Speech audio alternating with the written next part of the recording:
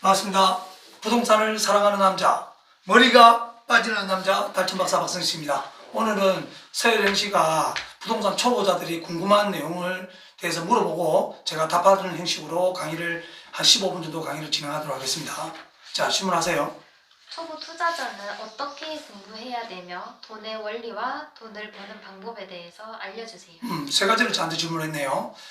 초보자들이 돈을 어떻게 버는지, 또 돈을 버는 방법과 돈의 원리, 또 초보자는 어떻게 공부를 해야 되는지.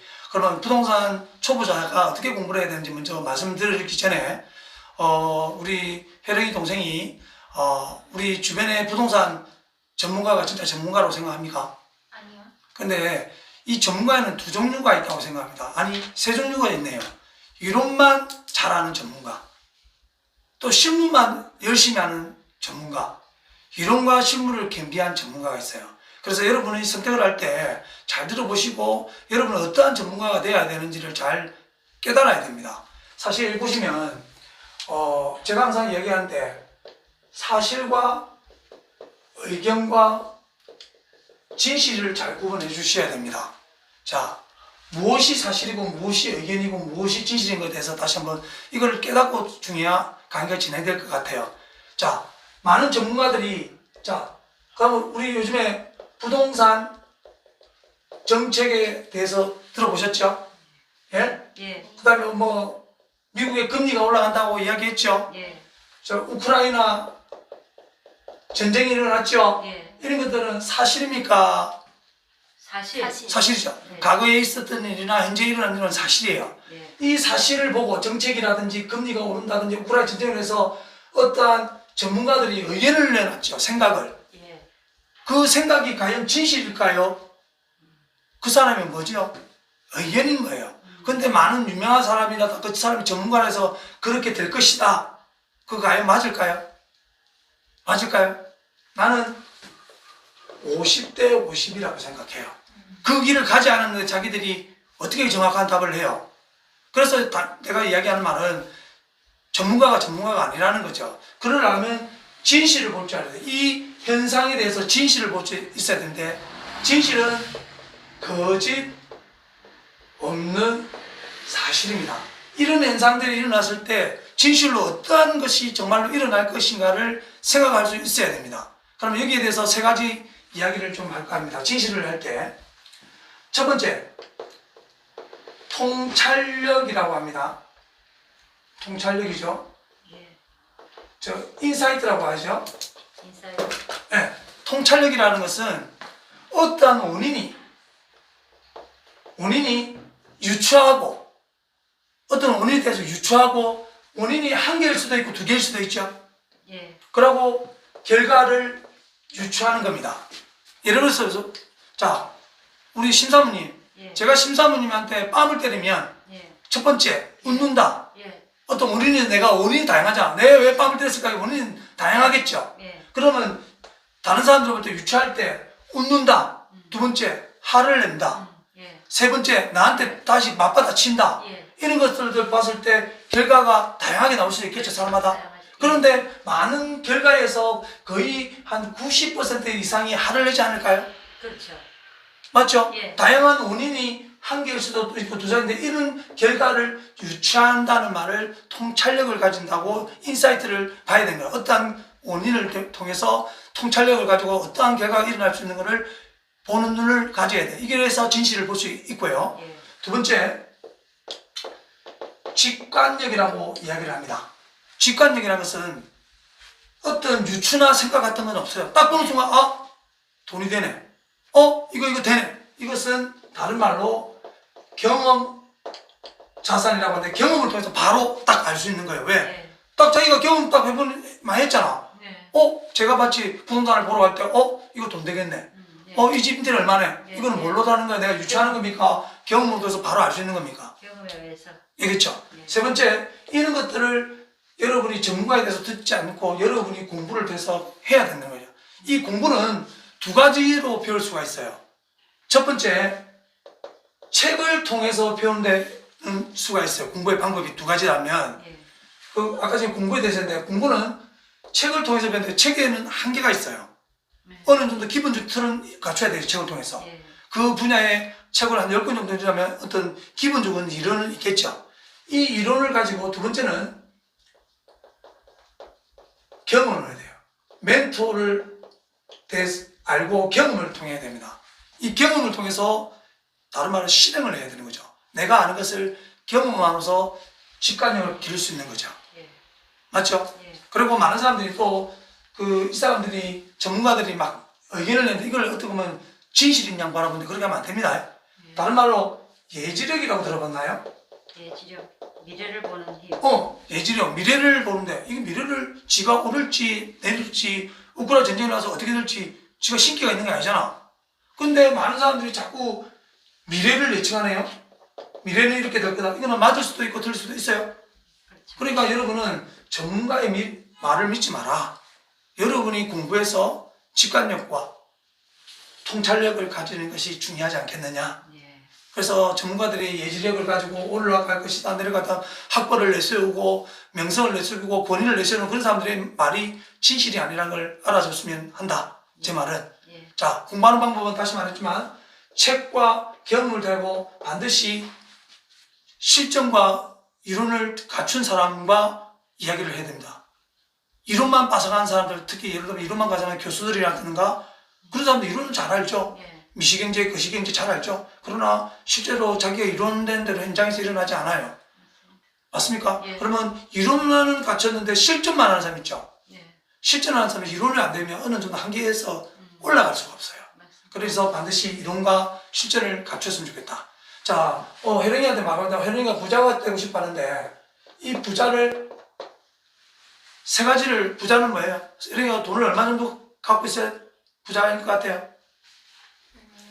그 기준에 대해서도 내가 다 정해놨어요. 심사분들 알고 계시죠? 얼마가 있어야 부자고 내가 얼마를 딱 벌어야 되는 건지 그것도 느낄 거예요.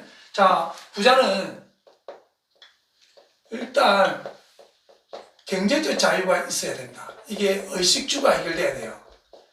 혜령이가 부자로 살고 싶은데 금액하고 이거 내가 나중에 이야기하겠지만 혜령이가 이야기하는 자유는 경제적 자유만 있으면 됩니까? 의사들이나 변호사, 검사들은 돈을 많이 벌어요. 근데 무슨 자유가 없냐면 경제적 자유는 있는데 시간이. 시간적 자유가 없네요. 의사들 보니까 아침에 9시 반에 출근하고 저녁 6시, 7시까지 일하더라고요. 그런 사람들은 시간적 자유가 없네요. 네. 맞죠? 네. 자, 그러면 일단 1번이 안 맞춰주면 내가 왜 자본주의라는 거냐면 솔직히 보면 우리 사회가 어떻게 보면 노예 사회에서 봉건제인 신부 사회로 변했죠. 예. 노예 사회에서 크게 옛날에 보면 뭐 고조선 살때 조선시대 어떻게 보면 노예 사회에서 발전해 왔잖아요. 예. 그리고 봉건 사회, 신부 사회고 지금은 자본주의 사회에 와 있습니다. 그러면 자본주의 사회에서는 뭐를 알아야 되느냐를 알아야 돼요. 자본주의는 돈입니다. 돈. 많은 사람들이 이런 이야기를 합니다. 인생의 동화자, 돈이 전부가 아니다. 물론 인생의 돈은 전부가 아니지만 자본주의에서는 90% 이상 돈이 중요합니다.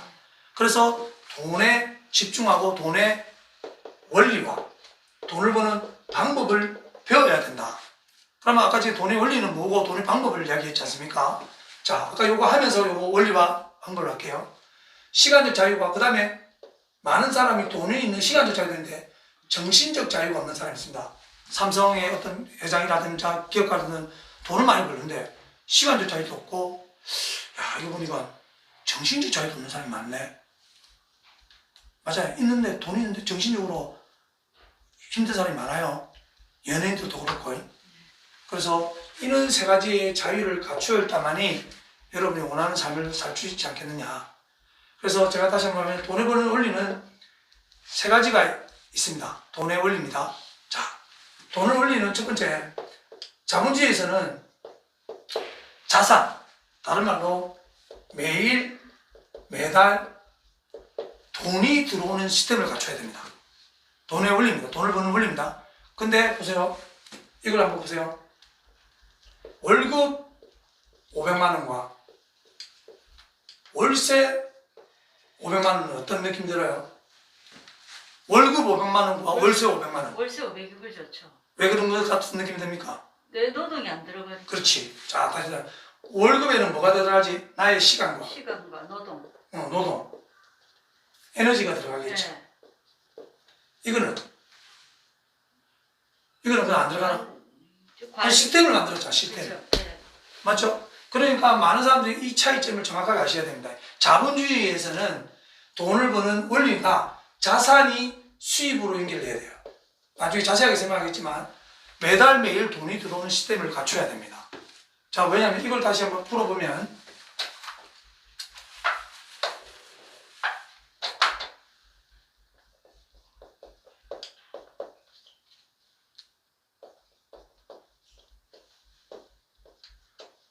자, 여기에서 내가 자산이 어떤 자산이 부동산 자산이 있을 거 아닙니까? 이래서 네.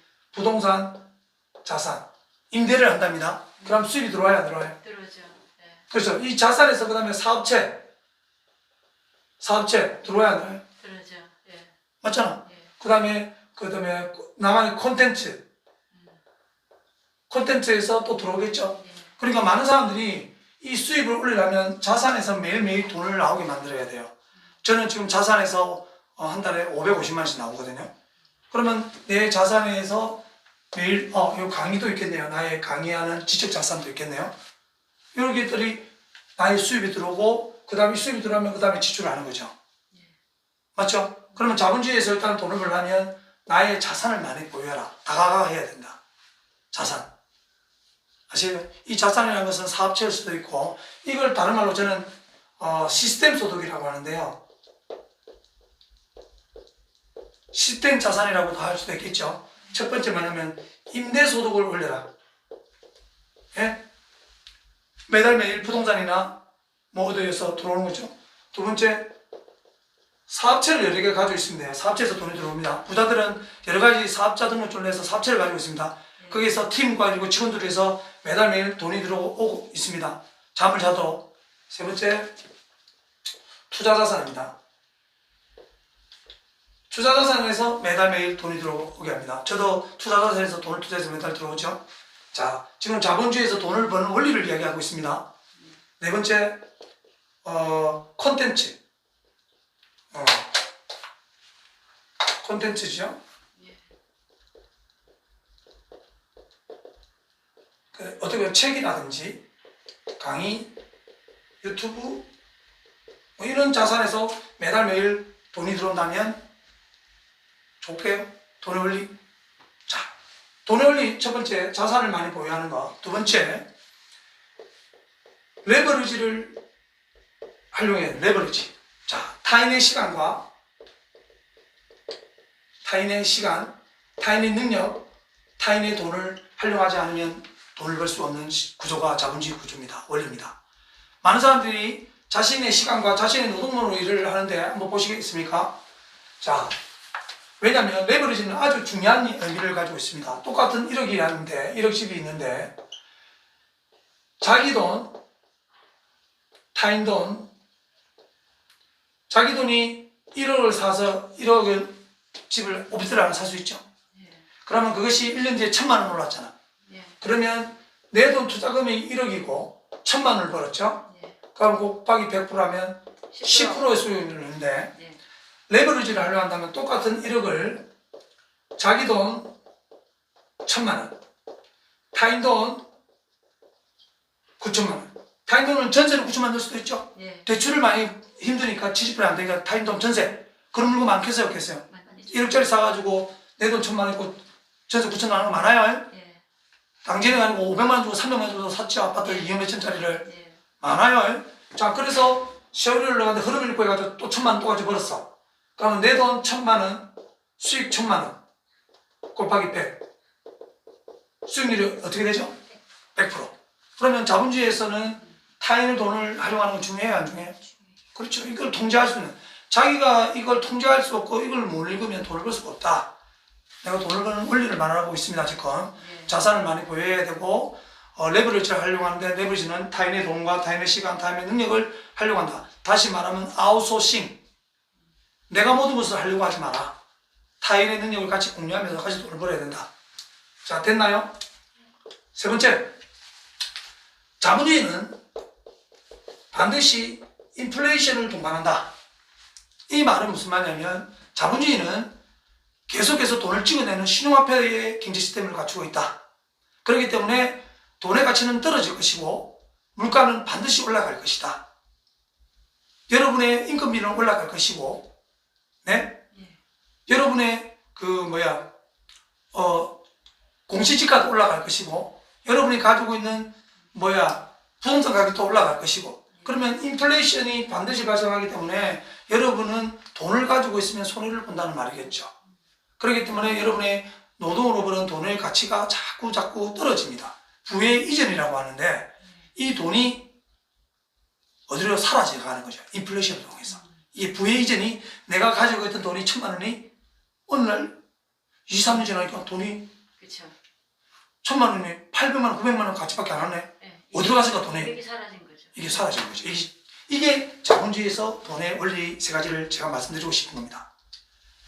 이해하시나요? 예. 자, 강의를 들어보니까 어떻게 조금 느끼시죠? 네. 아까 전에 자본주의 원리도 있으면 아까 자본주의에서 돈을 버는 방법을 이야기해달라 했죠? 네. 자, 방법은 두 가지 없습니다. 하나는 자본주의에서는 사업을 하든지 투자를 하든지 이 두 가지 방법밖에 없습니다. 자본주의에서 돈을 벌려면 첫 번째, 사업을 해야 됩니다. 사업이라는 것은 무엇이냐? 타인에게 필요한 것을 꼭 정해야 해요. 타인에게 필요한 것, 타인에게 만족감을 주는 것, 타인에게 어떤 편리함을 주는 것, 타인에게 불편함을 해소하는 것, 타인에게 내가 생산자들에게 뭔가를 제공하는 것이 사업입니다. 이 사업은 5가지로 정확하게 들어가면 되는데 사업도 아무 사업이 아니고 사업에도 사업성이 있어야 돼요. 그 다음에 수익성도 있어야 되고 통제성도 있어야 되고 확장도 해야 되고 시장성도 있어야 돼요. 이런 것들을 구체적으로 가서 공부를 통해서 배우는 거예요. 그냥 사업한다? 다 망하지. 왜? 사업이 망하는 이유는 경쟁자가 있거든. 이 경쟁자를 없애기 위해서는 어떤 걸 해야 되는지를 알아야지. 국가별 산업별로 경쟁이 있느냐 없느냐를 다 구분할 수 있으니까. 아시겠습니까? 그래서 여러분에게 오늘은 간단하게 이런 이야기를 했습니다. 다시 한번 자본주의에서 돈을 버는 방법, 자본주의의 돈을 원리, 부동산 공부를 하기 전에 어떤 걸 알아야 되는지, 그래서 여러분에게 다시 말하지만 자본주의에서 돈을 벌려면 이런 생각들을 알고 진행하는 게 좋지 않겠나는 생각이 듭니다. 예. 15분 정도 짧게나마 이야기를 했는데 15분 됐나요? 넘었어요. 넘었어. 오케이. 마무리하고 하겠습니다. 꺼주세요. 안녕.